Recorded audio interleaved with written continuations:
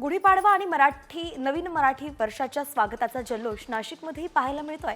शहरात ठिकठिकाणी ढोल ताशांच्या गजरात शोभायात्रा काढून नवीन वर्षाचं स्वागत करण्यात येत आहे। या शोभायात्रांमध्ये मराठमोळ्या संस्कृती दर्शन होत असून पालखी आणि ढोल पथकांसह पारंपरिक मराठमोळ्या पेहरावात मोठ्या संख्येनं नाशिककर सहभागी झालेत।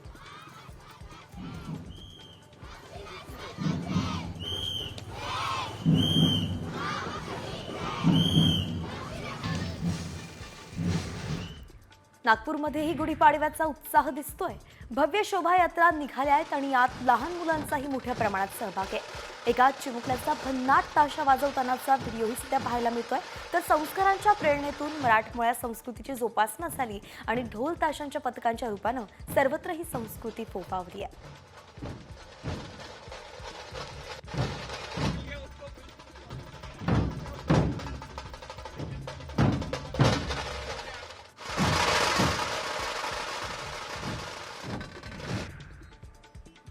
गुढीपाडव्यानिमित्त सांगलीत सूर पहाटेचे आयोजन करण्यात आलं आणि मराठी गीतांच्या मैफिलीनं नववर्षाची सुरुवात झाली। 3.5 मुहूर्तांपैकी एक मानला जाणारा आजचा सण असल्यानं आजच्या दिवसाला विशेष महत्त्व आहे।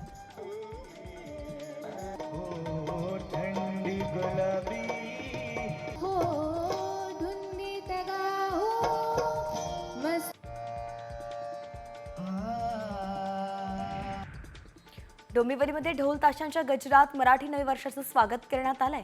दरम्यान डोंबिवलीतील या शोभायात्रेत अनेक मराठी कलाकारांनी हजेरी लावली होती।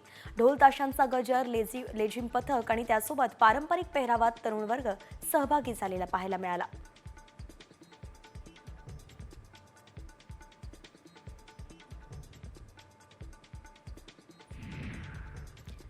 गिरगाव गुढीपाडव्याच्या स्वागत यात्रेत झळकलेले बॅनर चर्चेचा विषय ठरतायत।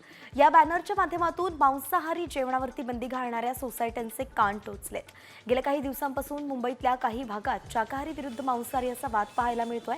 तर महाराष्ट्रातील ज्या सोसायट्यांनी मराठी माणसांना शाकाहारी जेवणाचे निर्बंध घातले होते त्यांच्या विरोधात हे बॅनर लावण्यात आलेत।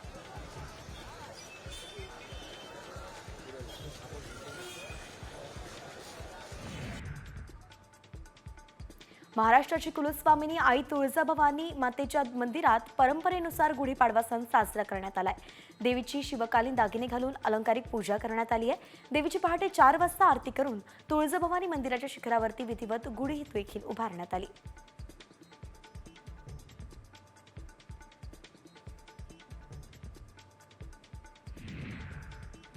गुढीपाडव्यानिमित्त आज पंढरपूरतल्या श्री विठ्ठल रुक्मिणी मंदिरात आणि गाभाऱ्यात विविध फुलांची आकर्षक सजावट करण्यात आली।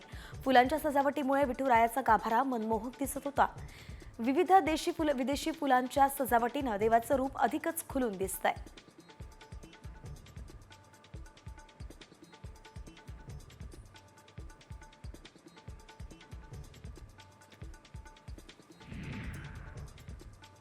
महाराष्ट्राचं आराध्य दैवत आई एकविरा देवीच्या चैत्र यात्रेला गुढीपाडव्यापासून सुरुवात झाली आहे। ही यात्रा चैत्र पौर्णिमेच्या 12 एप्रिलपर्यंत सुरू राहणार आहे।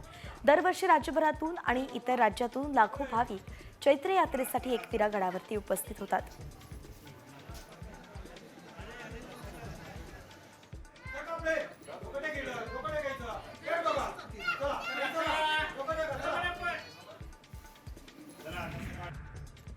आज हिंदू नववर्षानिमित्त तसंच गुढीपाडव्यानिमित्त ठाण्यातील कोपिनेश्वर न्यासाच्या वतीनं शोभायात्रा काढण्यात येते।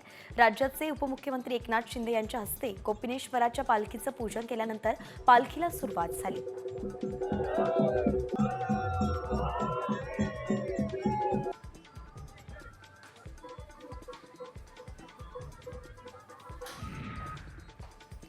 जळगावात गुढीपाडवा सणाच्या मुहूर्तावरती सोनं चांदी खरेदीसाठी मोठ्या प्रमाणावरती गर्दी होतीये। बाजारपेठा ग्राहकांच्या स्वागतासाठी सजल्यात। राज्यात सोनं चांदीच्या खरेदीची उलाढाल 3 ते 3.5 हजार कोटींच्या पुढे जाण्याचा अंदाज आहे।